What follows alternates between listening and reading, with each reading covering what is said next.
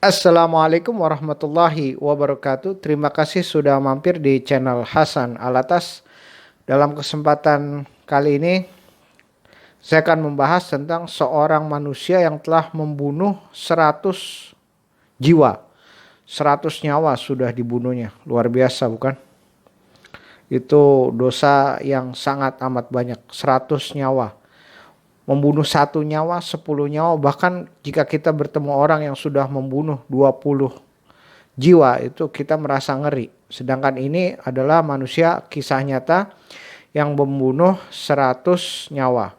Nah, sebelum saya bacakan, ini adalah dari hadis Nabi Muhammad SAW, versi lengkapnya sedikit ulasannya adalah, jadi sebelumnya orang ini membunuh 99 orang, kemudian dia ada keinginan untuk bertobat.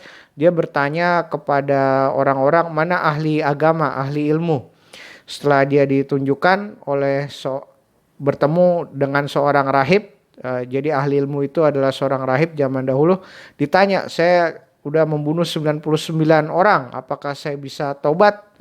Rahib itu menjawab, tidak. Maka digenapkanlah, dibunuh lagi itu rahib menjadi 100 orang. Nah, setelah membunuh rahib ahli agama tersebut, dia masih menyesal dan ingin bertobat. Akhirnya dia bertanya, ada lagi nggak ahli agama yang lain? Setelah itu dia bertemu dengan ahli agama yang lain. Saya sudah membunuh 100 orang. Nah, kemudian si ahli agama ini, orang alim ini mengatakan bisa dia untuk bertobat. Bagaimana cara bertobatnya, bagaimana versi lengkapnya, dan apakah tobat orang yang membunuh 100 nyawa ini diterima oleh Allah. Ini adalah versi lengkapnya dari hadis Nabi Muhammad SAW. Diambil dari buku ini ya, Lautan Hikmah. Lautan Hikmah dari kisah-kisah nyata dan berharga yang diuraikan oleh Syekh Utsaimin rahimahullah. Dari Syekh Utsaimin,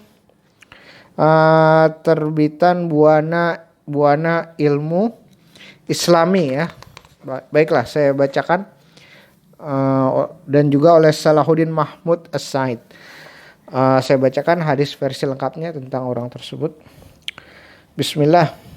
Dari Abu Sa'id Sa'ad bin Malik Al-Khudri bahwa Nabi SAW bersabda, dahulu ada salah seorang dari umat sebelum kalian. Saya ulang, dahulu ada salah seorang dari umat sebelum kalian yang telah membunuh 99 jiwa. Kemudian ia bertanya tentang penduduk bumi yang paling berilmu. Maka ia ditunjukkan kepada seorang rahib. Ia pun mendatanginya lantas mengabarkan kepada rahib bahwa ia telah membunuh 99 jiwa. Masihkah ada taubat baginya? Tidak, jawab rahib. Maka rahib itu pun dibunuhnya. Hingga genaplah korban menjadi 100 nyawa. Kemudian ia bertanya lagi, siapa penduduk bumi yang paling berilmu? Maka ia ditunjukkan kepada seorang alim. Jagal ini berkata bahwa ia telah membunuh 100 jiwa. Masih adakah taubat baginya? Masih, jawab si alim. Siapa yang sanggup menghalangi dirimu dengan taubat? Pergilah ke daerah yang demikian dan demikian. Karena di sana ada orang-orang yang beribadah kepada Allah Subhanahu wa Ta'ala. Sembahlah Allah Subhanahu wa Ta'ala bersama mereka, dan jangan kamu kembali ke daerahmu karena tempat itu adalah tempat yang jelek. Orang itu pun pergi menuju kampung yang ditunjukkan si alim. Ketika mencapai setengah perjalanan, ajal keburu menjemputnya. Maka bertikailah malaikat rahmat dengan malaikat azab menyangkut nasib orang ini. Ia datang sebagai orang yang bertobat dan menghadapkan hatinya kepada Allah. Kata malaikat rahmat. Malaikat azab berkata, sesungguhnya ia belum beramal dengan satu kebajikan pun. Kemudian seorang malaikat yang menyamar dalam wujud manusia mendatangi mereka dan memutuskan perkara yang mereka perselisihkan. Ia berkata, ukurlah jarak antara kedua tempat itu, mana jarak yang lebih dekat, itulah bagiannya. Mereka pun mengukurnya dan mendapati orang ini lebih dekat ke tempat yang hendak ia tuju. Akhirnya ia dibawa oleh malaikat rahmat. Muttafaqun alaih. Dalam sebuah riwayat pada salah satu kitab sahih terdapat tambahan. Jarak orang itu ke kampung yang soleh, ke kampung orang-orang yang soleh, lebih dekat 1 jengkal, sehingga ia digolongkan sebagai penduduknya. Dalam sebuah riwayat, dalam kitab sahih pula, maka Allah mewahyukan kepada tempat ini agar menjauh dan kepada tempat ini agar mendekat. Allah Subhanahu wa taala berfirman, ukurlah jarak antara keduanya, maka mereka mendapati orang itu lebih dekat ke tempat yang soleh, seukuran 1 jengkal, sehingga ia dosa-dosanya diampuni.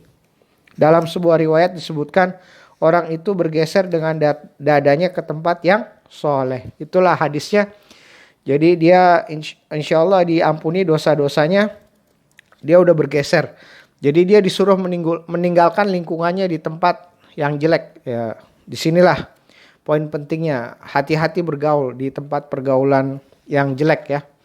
Baik, saya akan menutup pembahasan ini dengan mengutip firman Allah Subhanahu wa taala, Quran surat Az-Zumar ayat 53.